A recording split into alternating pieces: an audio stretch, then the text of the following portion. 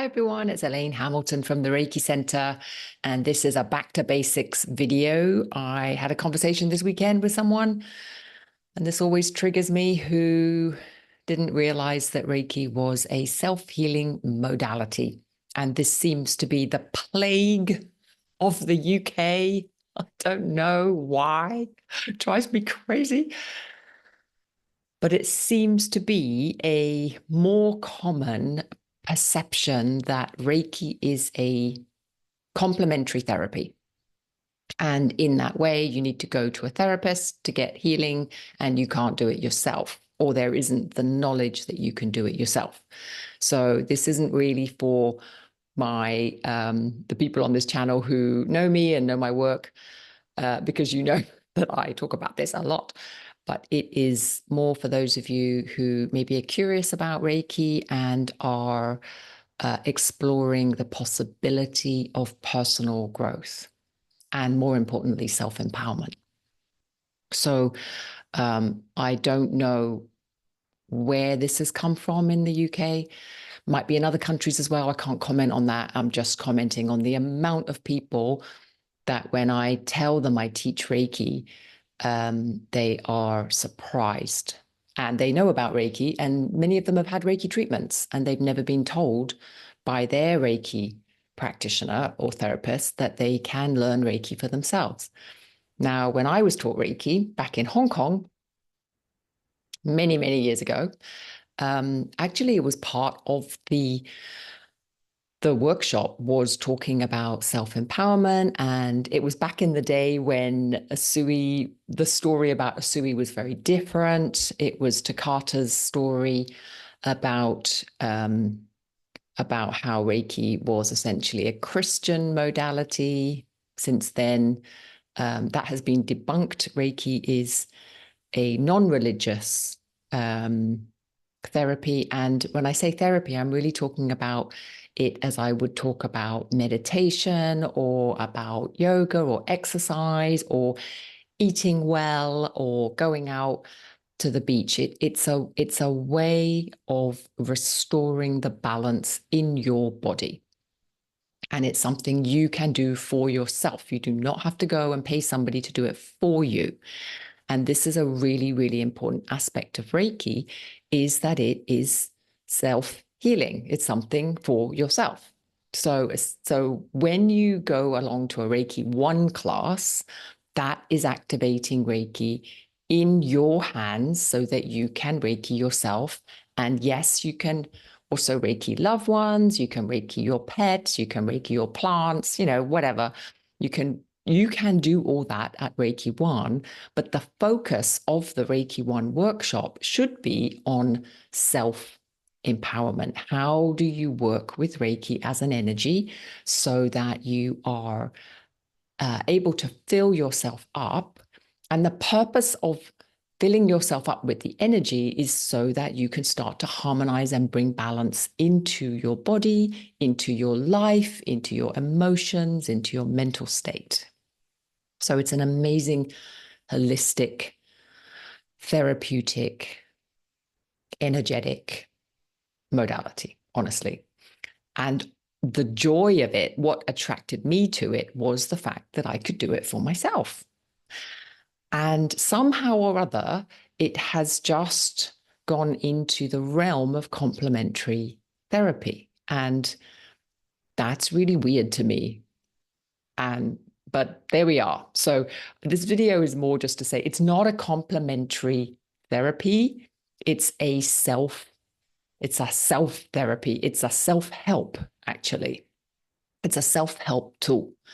And unlike other self-help tools, it works on an energetic level. Well, I say that, unlike other self-help tools. There's lots of self-help tools like meditation, mindfulness, all this stuff also works at a very deep energetic level as well as a mental, emotional level. So it's in that bracket, right?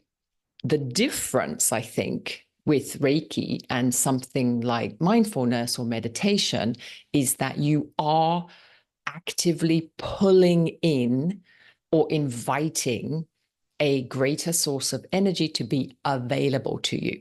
So whereas something like meditation or mindfulness, in general, the aim is to help you to observe your senses, observe your mind, observe your inner activity, but you're not necessarily trying to kind of pull in extra energy. Some meditations, perhaps, and also some energy healing.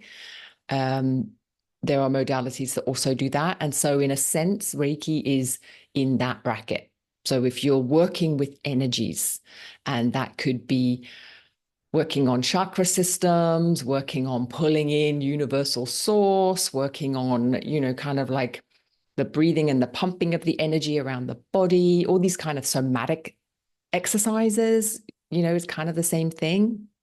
However, there is an additional advantage of Reiki in that it is allowing you very seamlessly and easily and effortlessly to pull in an extra stream of energy. So it's almost like, that's why I love to use the gas pump analogy, where you're driving, you're on empty, you go into a garage, you fill up with petrol, and you're off. You're good to go again. So Reiki to me is like going into my own petrol pump and filling myself up with Reiki, also known as universal life force. And that gives me the energy and ability to do my work. Now, when I say do my work, that could be simply to balance out my stress. It could simply be to help my immune system function more powerfully. It could be to help settle distress. Like, it could be a lot of things.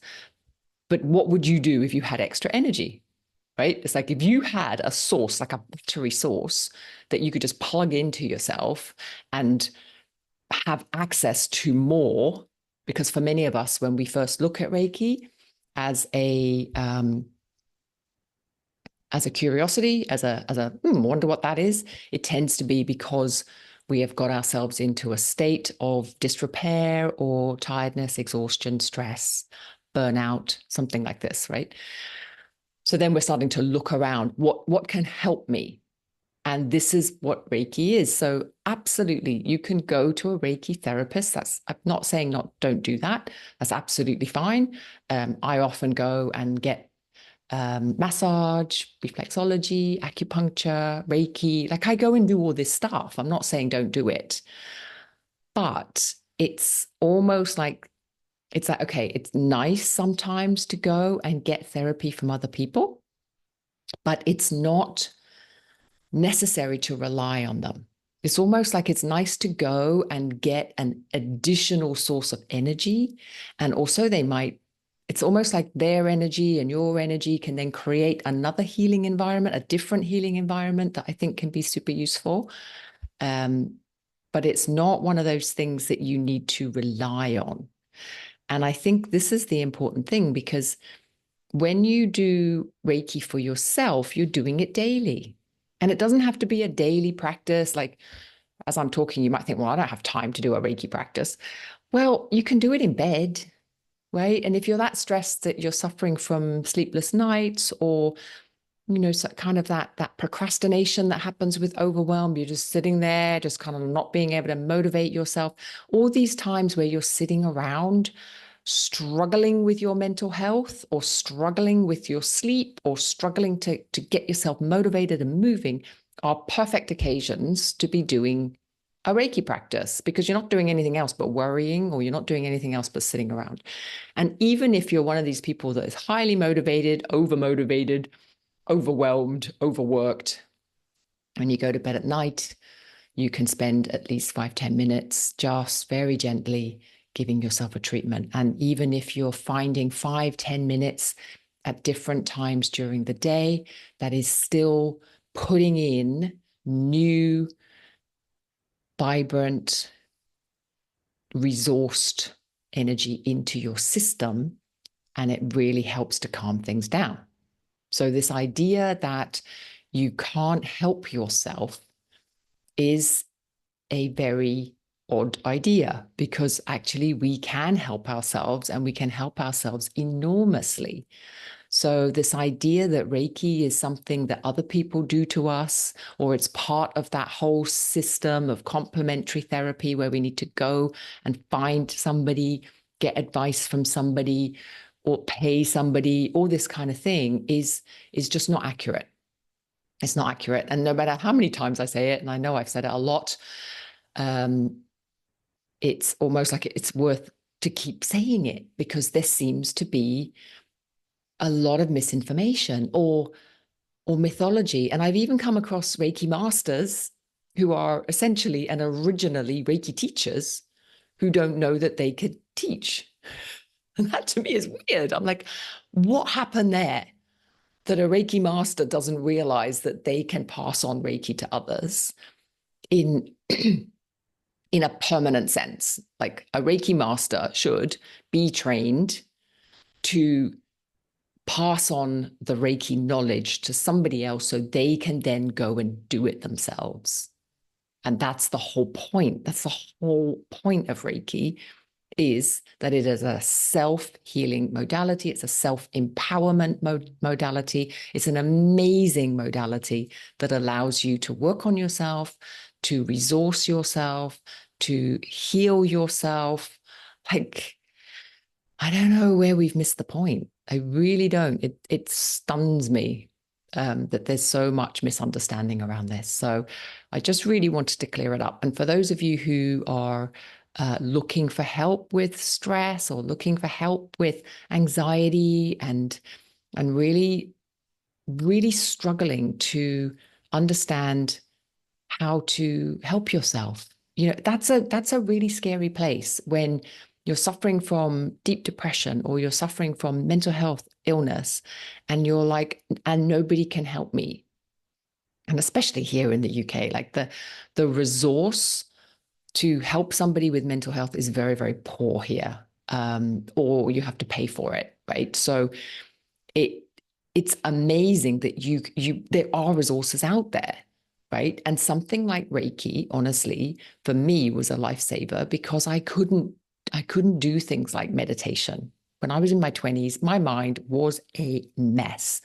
I was anxious, I was worried, I was stressed, I was overwhelmed. And so trying to sit me down and teach me mindfulness was just not going to happen. I found it pointless. I found it irritating. I found it just a complete waste of time. I didn't know why I was doing it. But then when I stumbled really into Reiki, thanks to my mother, I stumbled into a Reiki 1 class. And just the act of putting my hands on myself, because in those days I had really bad insomnia. So I was lying in bed for hours, just. And so then I would just put on some Reiki music. And so Reiki music is a term for really nice melodic music with little bells. And every time the bell goes, you're like, oh, move my hands somewhere else. And bing, oh, now I move my hands. And it's just a way of just kind of tuning you into moving the hands around the body in a very natural way. It doesn't matter where you put your hands. There are some taught hand positions, but they don't really mean anything. It's more just allowing the energy to flow all the way through different parts of the body. It's like watering your garden. You kind of water every patch of it. You don't just stick it in the middle and let it flood. So it's allowing the Reiki to really flow through the body. And what I noticed was it didn't matter what I was doing with my mind. Didn't matter. I didn't have to meditate. I didn't have to put in a process. I didn't have to think about something. I didn't have to tune into my 5 senses. I simply just allowed the music, and every couple of minutes when the bell went, I just moved my hand somewhere else. And after 15, 20 minutes, I was deep in a relaxed meditative state, completely naturally. And then over the years, I became better and better at doing that on my own. And then I got really good at meditation and excellent at mindfulness, but it took years for me, like really years. And I have to say that without my start with Reiki, don't think I would have ever got to that, because I didn't even know how to calm my mind. And it was almost like, because when the Reiki energy came in, it just naturally calmed me down. then I started to get an indication of what it was like to have a calm mind. Like, oh, actually, I can have a calm mind. Because before that, I would be like, oh no, I'm just a worrier. I just worry. And it was like my personality. So I thought it was just something that I couldn't help. It's just that's just who I am. And I meet lots of people like that too. Oh, I worry, my mother worries, her mother worries. It's like somehow passed down like genetics. But worrying is not in a gene. It's not hereditary, you know. It's a pattern. It's a pattern of behavior. And then when you can see through a Reiki practice, whether it's through a therapist or through your own self-discovery, doesn't really matter. But once you start to notice, my mind can calm down. It does have that capacity. My body has the capacity to relax. Then it starts to open you up to more curiosity around that. It's like, oh, well, I wonder if there are other therapies that might help me, or maybe I can start to help myself, or maybe I can start looking at some of these patterns so that they don't keep recurring. And so there's a lot of things that open up once you take that first step.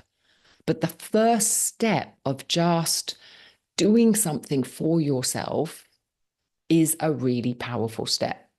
And so I just feel it is such a great shame that Reiki is not seen first and foremost as a self-help modality. Somehow or other, it's just been schlumped into the complementary therapy. And then everyone just assumes, oh, if I want to do Reiki, I need to find some woo-woo therapist who can help me do it. It's not woo-woo. It's very mindful. It is a very simple act of allowing yourself to open up to the balance of the natural energy around you. Like plants are chill. If you walk into a forest, it's chill. The air around you right now as you sit is silent. It's peaceful. It's quiet. Like nature has its own rhythm and nature has its own energetic wisdom that finds balance in everything. And we're part of that, but we have completely lost connection with that. So all that the Reiki is doing, right? And Reiki simply means universal life force, is just as you make contact with yourself, once you've had a Reiki attunement or once you've tuned in, and I've got audios, I'll stick that. You can try it for yourself. It's just a very simple calling in and opening up to the energy, having a curiosity around, is it possible for me as part of nature? I am part of nature. I am part of the universe. Is it possible for me to open to the bigger flow that is available to me? That's it. And if you're willing to do that, and it is a willingness because most of us just think, oh, it's just me and I'm just drowned. And I'm all closed up and I have to protect myself. And oh my God, there's just so much stuff. But actually, we're not. We're very, very plugged in to the universal natural order because that's what we're made of too. I mean, we're made of stardust. We're made of air. We're made of the same particles that everything else is made of. And we just make it incredibly, insanely complicated. But if you are open to the possibility that actually you are deeply connected with the universal life force around you, and you can access that, and you can just allow that flow more fully into your body. So there's a full flow happening. Then you will start to notice that things like stress and things like worry and things like anger and things like really tight belief systems that you have covered yourself and coated yourself with can very gently release or just become unnecessary, or you just notice that you're not doing it anymore. And this happens over time. It's not all going to happen overnight, but you spent many, many decades building it up. So it does take a while for it to release and relax and for you to trust the process, all this stuff. But essentially, this is something you can do for yourself. You do not need a therapist. You might need a therapist for some things. I'm not saying you never need a therapist. I'm just saying for the day-to-day unfolding, or more accurately, for the day-to-day reconnection with yourself back into the natural order and flow of your life, that is an inside job. Only you can do that, right?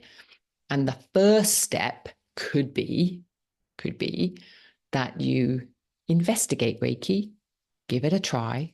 As I said, I'll put a link to a couple of my other videos so you can have a go at it yourself.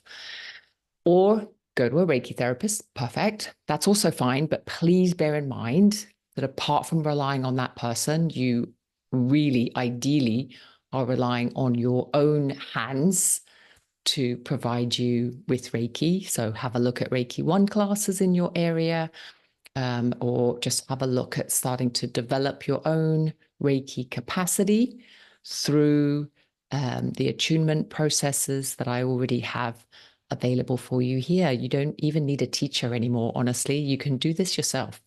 I know that's going against the grain of what a lot of teachers say, but it's just a fact. So you can do it yourself. And yeah. So yeah, I don't know. I'm just waffling on the same point. But basically, the point is you can do Reiki for yourself. It's important to do Reiki for yourself. You're supposed to do Reiki yourself. It originated for you to do it for yourself. And somehow or other, that really, really key and important message seems to have been lost. And I'm just unlosing it, bringing it to your attention and hoping that you will get curious around it and action it. And that's all I got to say about it. Thanks for listening. Bye.